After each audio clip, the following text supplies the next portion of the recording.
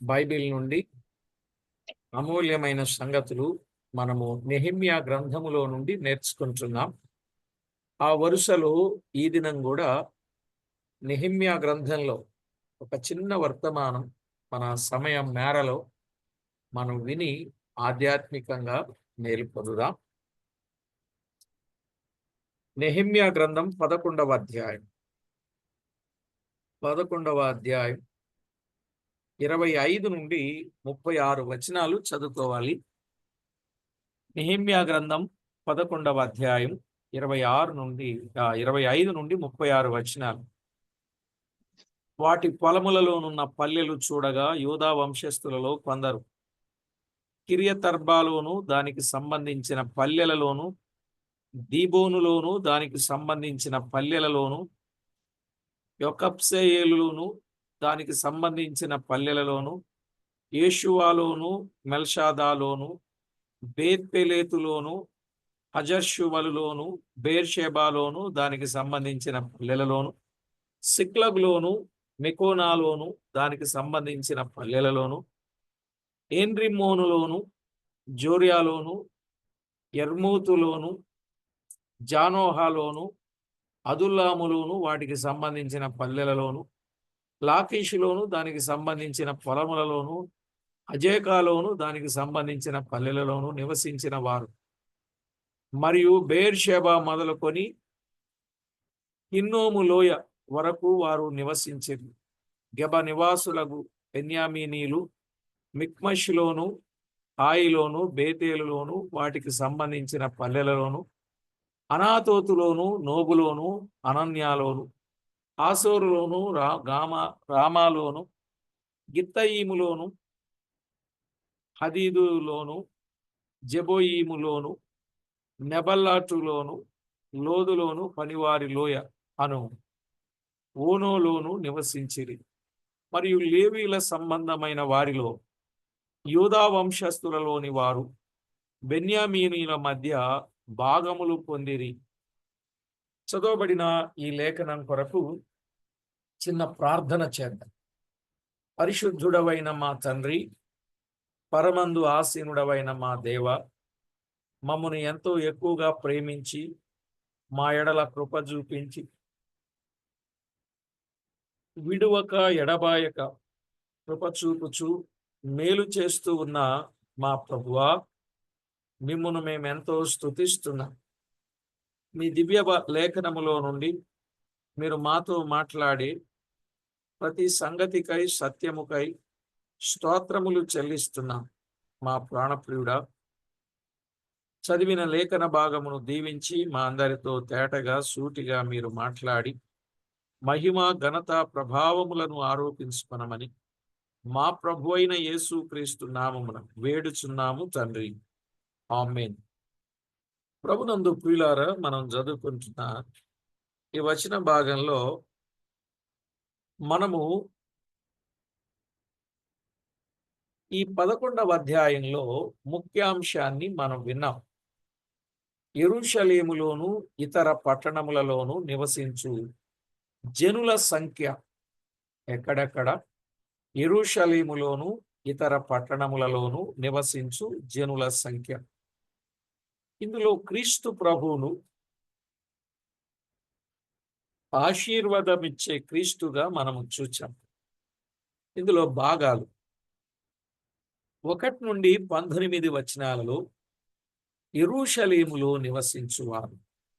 1 నుండి 18 వచనాలలో యెరూషలేములో నివసించువారు అని మనం విన్నాం. ఇక 20 నుండి 36 వచనాలలో ఇతర పట్టణములలో నివసించువారు అని మనం వింటూ వచ్చాం. ఇతర పట్టణములలో నివసించువారు అని మనము వింటూ ఇలాగున దాదాపుగా 20వ వచనం వరకు చెప్పుకున్న 24 వచనాలు మనం వింటూ వచ్చాం. దేవుని వాక్యములో వారి వారి లెక్క ఎంత వివరంగా ఉందో మనము చూశాం కదా. దేవుని వాక్యంలో మనం ఆలోచన చేసినప్పుడు 4 నుండి 6 వచనాలలో యూదులలో యెరూషలేములో నివసించుటకు ఇష్టపడిన వారు 468 మంది. 4 నుండి 6 వచనాలలో యూదులలో యెరూషలేములో నివసించుటకు ఇష్టపడిన వారు ఎంతమంది? 468 మంది. ఇక 7 నుండి 9 వచనాలలో బెన్యామీనీలలో ఇష్టపడిన వారు 928 మంది. ఇక 10 నుండి 12 వచనాలలో యాజకులలో ఇష్టపడిన వారు 822 మంది. ఇక 13వ వచనంలో పెద్దల ప్రధానులలో ఇష్టపడిన వారు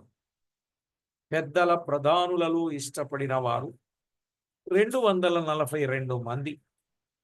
ఇక 14వ వచనం బలవంతులైన వారు 128 మంది. బలవంతులైన వారు 128 మంది.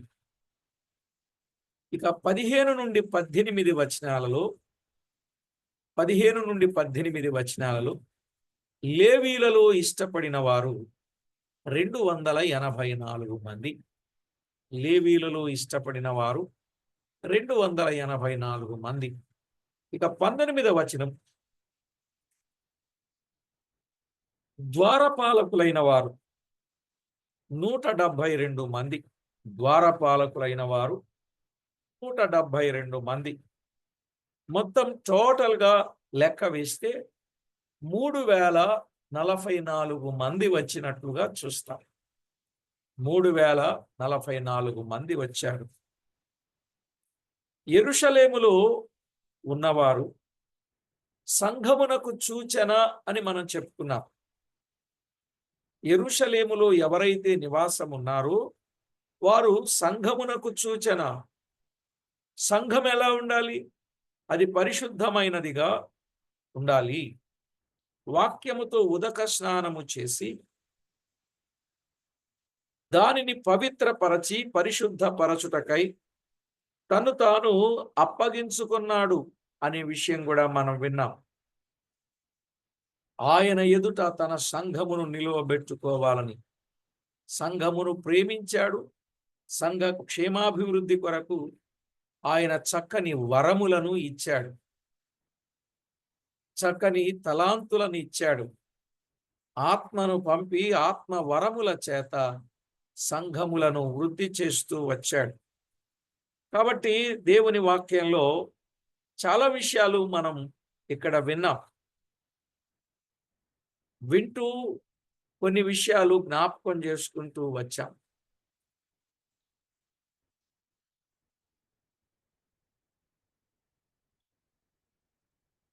ఇశ్రాయేలీయులలో శేషించిన వారు యాజకులు లేవీలు కూడా ఉండిరి అని మనం విన్నాం.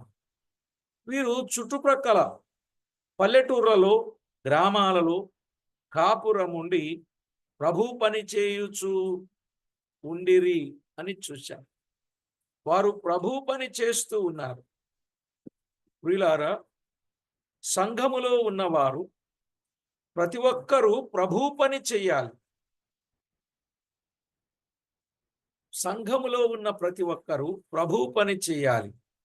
రక్షించబడిన ప్రతి ఒక్కరూ రక్షణ సువార్తను చెప్పాలి. అదే కదా, ప్రతి ఒక్కరు కూడా every believer is missionary, every unbeliever is mission field అని చెప్పారు. రక్షించబడిన ప్రతి వ్యక్తి కూడా ఒక సువార్థికుడే. మార్పు చెందని ప్రతి వ్యక్తి కూడా ఒక దున్నని బీడు భూమే. ఆ దున్నని బీడు భూమును రక్షించబడిన వారు ఖచ్చితంగా దున్నాలి. ఈరోజు చాలా మందికి రక్షణ అంటే ఏంటో తెలియటం లేదు. చాలా మందికి ప్రియులారా, రక్షించబడిన నాట నుండి ఎలాగున లోకంలో కలవకుండా ప్రత్యేకంగా ఉండాలో తెలియని రోజులు. మిక్స్డ్గా చూస్తున్నాం జనాన్ని. ప్రార్థన అంటున్నారు, భక్తి అంటున్నారు, విశ్వాసం అంటున్నారు, సహవాసం అంటున్నారు, సంఘం అంటున్నారు, కార్యక్రమాలు అంటున్నారు, సభలు అంటున్నారు, సేవ అంటున్నారు, మందిరాలు అంటున్నారు. అన్ని మామూలే. ఇవన్నీ జరుగుతున్నాయి. వీటితో పాటు లోకములో ఉన్న సంగతులు కూడా మామూలే. ఇక్కడ ప్రార్థన మామూలే, అక్కడ అబద్ధాలు మామూలే. ఇక్కడ పాటలు మామూలే, అక్కడ బూతులు మామూలే. ఇక్కడ వాక్యం మామూలే, అక్కడ ఆ! ఇక రకరకాలవి మామూలే. ఇది కాదు క్రైస్తవ జీవితం. ఇది కాదండి. దైవ గ్రంథంలో చాలా విషయాలు మనం ఆలోచన చేస్తే, ఇప్పుడు మనం చదువుకున్న 25 నుండి 36 వచనాలలో మనము వింటున్నప్పుడు, చదువుతూ ఉన్నప్పుడు పల్లెలు, పొలాలు, వారున్న ప్రాంతాలు ఇవన్నీ మనం చదువుకున్నాం గదా! వారందరూ ఏమయ్యారు? ఆ రోజుల్లో జరిగిన పరిస్థితులను బట్టి, ఎదురైన పరిస్థితులను బట్టి వారేమయ్యారంటే, వారు చీట్లు వేసినట్లుగా కొందరు యెరూషలేములో ఉన్నట్లు, కొందరు చెదరిపోయినట్లు మనము చూస్తాం. అంటే జస్ట్ లైక్ ఎలాగంటే, అపోస్తలుల కాలంలో ఏం జరిగింది? ఆ కాలములో ఉండే సంఘమునకు గొప్ప హింస కలిగినందున అపోస్తలులు తప్ప అందరును యూదయ సమరయ దేశములలో చెదరిపోయిరి అని మనం చూస్తాం. అపోస్తలులు తప్ప అందరూ చెదిరిపోయారు. సంఘానికి ఏం కలిగింది? హింస కలిగినందున అనే మాట. దేవుడే హింస కలుగజేశాడు సంఘానికి. ఎందుకని? అందరూ యెరూషలేములోనే ఉన్నారు. కానీ దేవుని వాక్యపు నెరవేర్పేమిటి? అపోస్తలుల కార్యాలు 8:1లో సంఘమునకు హింస కలిగిందన్నాడు. ఎందుకు కలిగింది? ఇక్కడ 8:1 కదా, అక్కడ 1:8 చదవాలి అపోస్తలుల కార్యాలు. ఆయనను పరిశుద్ధాత్మ మీ మీదికి వచ్చినప్పుడు మీరు యెరూషలేములోను, యూదయలోను, సమరయలోను బూదిగంతముల వరకు నాకు సాక్షులయ్యుందురు అన్నాడు. దేవుడేమో బూదిగంతముల వరకు నాకు సాక్షులై ఉంటారని ఆయన చెప్తే, వీళ్ళందరూ కలిసి ఒకే చోట ఉన్నారు. ఆ కారణము చేత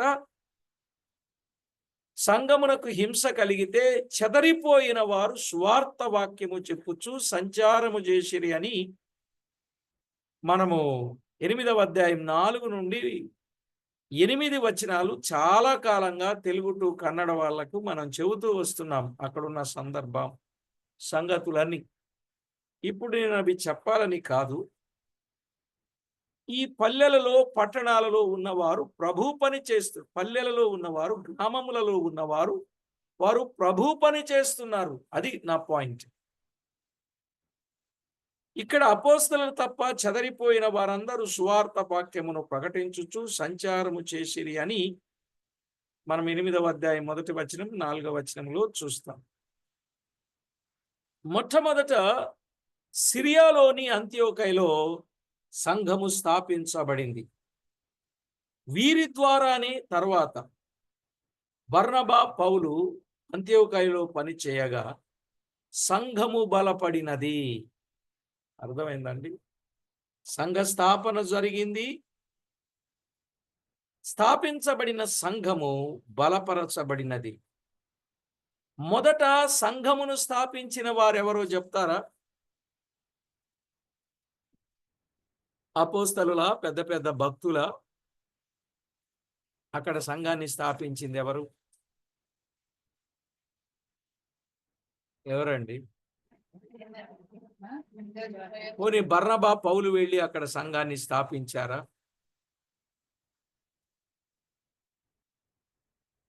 స్థాపించిన వారు సామాన్య విశ్వాసులే. అర్థమైందండి? అక్కడ సంఘ స్థాపన చేసిన వారు, సిరియాలోని అంత్యకయలో సంఘ స్థాపన చేసిన వారు సామాన్యమైన విశ్వాసులే. మీరు కావాలి అనంటే అపోస్తలుల కార్యాలు 11వ అధ్యాయం 19 నుండి 26 వచనాలు చదవాలి. అపోస్తలుల కార్యాలు 11వ అధ్యాయం 19 నుండి 20 వచనాలు మీరు చదవాలి. అప్పుడు మీకు విషయం చాలా తేటగా అర్థమవుద్ది.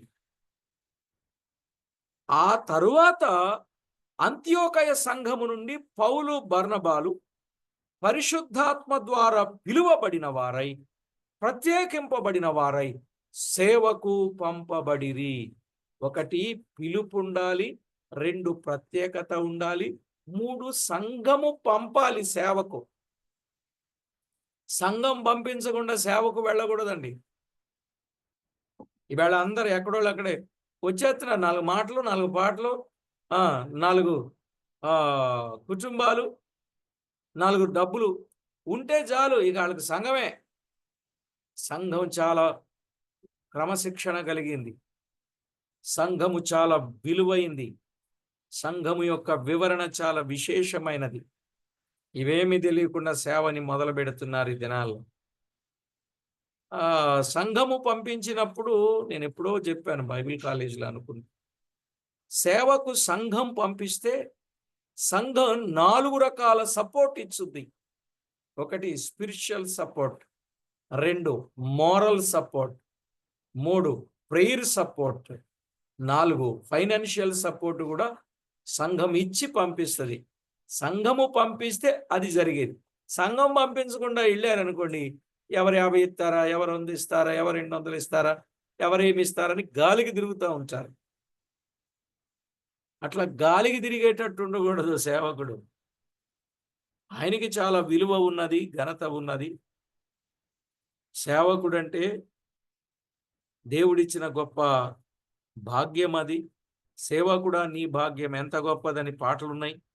అతడు భోగభాగ్యములు సిరులు లేని సేవను చేస్తూ శ్రమలను అనుభవిస్తాడు అని మనం ఎన్నో పాటల్లో మనం వింటాం.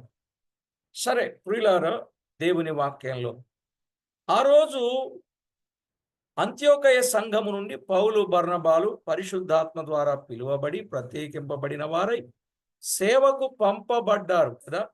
అపోస్తలుల కార్యాలు 13వ అధ్యాయం 1 నుంచి 4 వచనాలు. వారి ద్వారా ఆసియాలో, ఐరోపాలో అనేక సంఘములు స్థాపించబడ్డాయి. నేను గత వర్తమానాన్ని ఇప్పుడు కొనసాగిస్తున్నాను. వారేం చేశారండి? ఇశ్రాయేలులో శేషించిన వారు యాజకులు, లేవీలు కూడా ఉండిరి. వీరు చుట్టుప్రక్కల పల్లెటూర్లలో, గ్రామాలలో కాపురముండి ప్రభు పని చేయుచుండిరి. అదే నెహెమ్యా గ్రంథంలో. అక్కడ నుండి ఎలా చేస్తూ వచ్చారో క్రొత్త నిబంధనలో యెరూషలేములో జరిగిన పని, అక్కడ నుండి అంత్యోకయ, సిరియాలోని అంత్యోకయలో జరిగిన పని. అంత్యోకయలో 2 ఉన్నాయి. 1 సిరియాలోని అంత్యోకయ, 2 పిసిదియాలోని అంత్యోకయ. అర్థమైందండి? సిరియాలోని అంత్యోకయ, 2 పిసిదియాలోని అంత్యోకయ. ఈవేళ అంత్యోకయ సంఘం అని పేరు కూడా పెట్టుకుంటున్నారు. మరి ఏ అంత్యోకయో మనకు అర్థం కాదు. సరేలేండి, నేను తప్పని చెప్పను, విమర్శని చెప్పను. కానీ దేవుని వాక్యంలో వ్రాయబడిన మాటలు, ఆ రోజు అంత్యోకయలో ఉన్నటువంటి వారు దేవుని కొరకు ఎలాగున్నారో మనం చూచాం. దేవుని కొరకు ఎలాగున ప్రార్థించేవారుగా ఉన్నారో చూశాం. ఎలాగున వారు పరిచర్యకు పంపబడేవారుగా ఉన్నారో కూడా మనము చూచాము. అర్థమైందండి? కాబట్టి ప్రభునందు ప్రియులారా, దైవ లేఖనాలలో వ్రాయబడిన మాట నిజంగా పౌలు బర్నబాలు వారు అల్పులే గాని వారిని అద్భుత రీతిగా మన ప్రభువు వాడుకున్నాడు. అవును కదా. కొరింథీయులకు రాసిన మొదటి పత్రిక 1వ అధ్యాయం 26 నుండి 29 వచనాలు మనం చదువుకుంటే ఎన్నో విషయాలు మనకు అర్థమవుతాయి. కొరింథీయులకు రాసిన మొదటి పత్రిక 1వ అధ్యాయం 26 నుండి 29 వచనాలు. సహోదరులారా, మిమ్మును పిలిచిన పిలుపును చూడుడి. మీలో లోకరీతిని జ్ఞానులైనను ఘనులైనను గొప్ప వంశము వారైనను అనేకులు పిలువబడలేదు గాని ఏ శరీరియు దేవుని ఎదుట అతిశయింపకుండునట్లు జ్ఞానులను సిగ్గుపరచుటకు లోకములో నుండి వెర్రి వారిని దేవుడు ఏర్పరచుకొని ఉన్నాడు. బలవంతులైన వారిని సిగ్గుపరచుటకు లోకములో ఉన్న లోకములో ఉన్న బలహీనులైన వారిని దేవుడు ఏర్పరచుకొని ఉన్నాడు. ఎన్నికైన వారిని వ్యర్థము చేయుటకు లోకములో నీచులైన వారిని, తృణీకరింపబడిన వారిని, ఎన్నిక లేని వారిని దేవుడు ఏర్పరచుకొని ఉన్నాడు. చూసారా? ఆనాడు పల్లెల్లో నివసించి ప్రభువును గనపరచిన ఇశ్రాయేలీయులే మనకు చాటగా కనబడుతున్నాడు. కనుక ఇశ్రాయేలు వలె మనము ఏ స్థితిలో ఉండి పిలువబడితిమో ఆ స్థితిలోని ఘనపరచాలి. దేవుడు మనలను ఏ స్థితిలో నుండి పిలిచాడో ఆ స్థితిలోని మనము ఘనపరచాలి. కొరింథీయులకు రాసిన మొదటి పత్రికలోని 7వ అధ్యాయం. కొరింథీయులకు రాసిన మొదటి పత్రిక 7వ అధ్యాయం 20 నుండి 24 వచనాలు. ప్రతివాడు ఏ స్థితిలో పిలువబడినో ఆ స్థితిలోనే ఉండవలెను. దాసుడవై ఉండగా పిలువబడితివా, చింతపడవద్దు గాని స్వతంత్రుడవగుటకు శక్తి కలిగిన ఎడల స్వతంత్రుడవగుట మరి మంచిది. ప్రభువునందు పిలువబడిన దాసుడు ప్రభువు వలన స్వాతంత్ర్యము పొందినవాడు. ఆ ప్రకారమే స్వతంత్రుడై ఉండి పిలువబడినవాడు క్రీస్తు దాసుడు అని తేటగా చెప్పాడు. మీరు 23 వచ్చి మీరు విలువ పెట్టి కొనబడిన వారు గనుక మనుషులకు దాసులుగా కూడి. సహోదరులారా, ప్రతి మనుషుడు ఏ స్థితిలో పిలువబడినో ఆ స్థితిలోనే దేవునితో సహవాసము కలిగి ఉండవలెనో. ఎవరితో కలిగి ఉండాలి? దేవునితో సహవాసం. ఒక మనుషుడు మరొక మనుషునితో సహవాసం చేస్తున్నాడు. ఒక పాస్టర్ గారు మరొక పాస్టర్ గారితో సహవాసం చేస్తున్నాడు. మనుషునితో మనుషుడు సహవాసం చేయాలి. పాస్టర్ గారితో సహవాసం చేయాలి. ఎప్పుడు? మొదట దేవునితో సహవాసం చేసినప్పుడు. దేవునితో సహవాసం చేయరు, మనుషులతోనే ఎక్కువ సహవాసం చేస్తూ ఉంటారు. నేను అన్నానని కాదు, నిజమే. దేవునితో సహవాసం చేయరు. ప్రార్థన చేసుకోవడం కానీ, లేక వాక్యం చదువుకోవడం కానీ, ధ్యానం చేయడం కానీ, దేవుని సన్నిధిలో గణపరచడం కానీ, దేవుని గణపరచడం కానీ, ఈ కార్యాలు చేయకుండా సొంత పనులలో నిమగ్నమై ఉంటారు. సేవకుడు ఎప్పుడు సేవలో కొనసాగాలి. చూడండి, వారు పల్లెటూర్లలో నివసించి వారు ప్రభు పని చేస్తున్నట్లుగా చూస్తారు. ఆనాడు పల్లెలలో నివసించి ప్రభువును గణపరిచిన ఇశ్రాయేలు వలె మనము కూడా అలాగూ ఉండాలి. ఇక 22, 23 వచనాల్లో కొరింథీయులకు రాసిన మొదటి పత్రికలో ఆసాపు కుమారులు మనకి కనబడుతున్నారు. ఎవరు? నెహెమ్యా గ్రంథానికి రండి. నెహెమ్యా గ్రంథం 22, 23 వచనాలు. నెహెమ్యా గ్రంథం 22, 23 వచనాలు.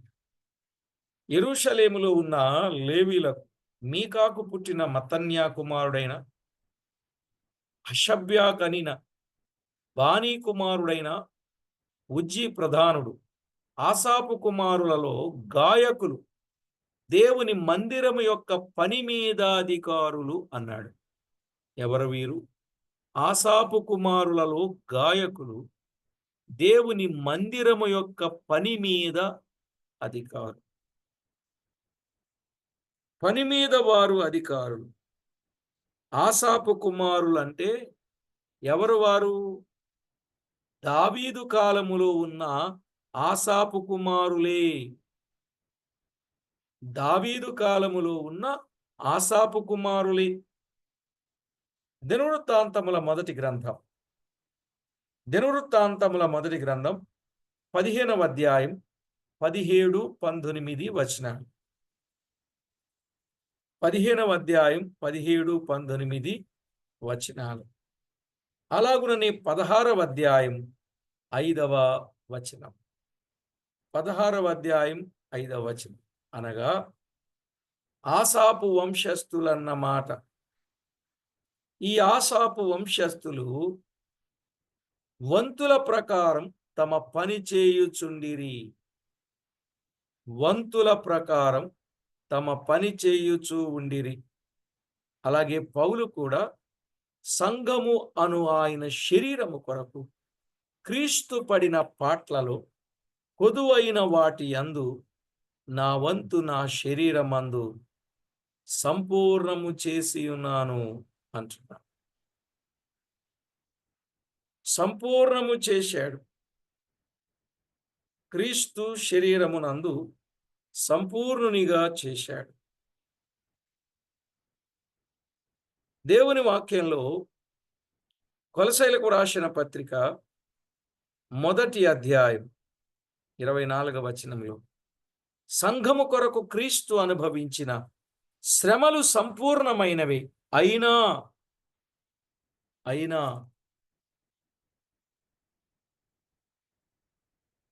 సంఘము విస్తరించాలి. సంఘము విస్తరించాలి అంటే పనివారు వెళ్ళి పని చేయాలి. ఆ పనిలో శ్రమలుంటాయి. అందుకు పౌలు నా వంతు నా శరీరమందు సంపూర్ణము చేయుచున్నాను అంటున్నాడు. పౌలు ఒక్కడికే కాదు, మనందరికీ వంతులున్నాయి. ఎవరి వంతు వారు సంపూర్ణము చేయాలి. ఇది మన బాధ్యత. మనము ఎంతవరకు పని చేయుచున్నామో ఆలోచించి ప్రభు పనిలో ముందుకు సాగుట ఆశీర్వాదకరము. కాబట్టి ప్రభునందు ప్రియులారా, పరిశుద్ధ గ్రంథమైన బైబిల్లో వ్రాయబడిన వాస్తవిక సత్యాలు మనం తేటగా ఆలోచన చేసి ప్రభు నామానికి మహిమ ఆపాదించాలి. టోటల్గా ఆ రోజు పని చేశారు, ఈరోజు పని చేయాలి. ఆ రోజు భారముతో పని చేశారు, ఈరోజు భారముతో పని చేయాలి. ఆ రోజు దేవుని మీద ఆనుకొని పని చేశారు, ఈనాడు కూడా దేవుని మీద ఆనుకొని పని చేయాలి. ఇలాగున ఎన్నో సంగతులు దైవ లేఖనాల్లో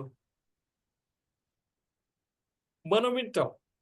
కాబట్టి ఆ రోజు జరిగిన పని, ఈరోజు జరిగిన పని, జరగబోయే పని, ఏ పని అయినా దేవునికి మహిమకరంగా చేయాలి. సేవకటే కాదు, ఏ పనైనా దేవునికి మహిమకరంగా ఉండే పనే చెయ్యాలి. సేవలో ప్రభువుకే మహిమ, మనకు కాదు. పరిచర్యలో ప్రభువుకే మహిమ, మనకు కాదు. పాడుటలో, స్తుతించుటలో, కనపరుచుటలో, వేడుటలో, అన్నింటిలో ప్రభువుకే మహిమ.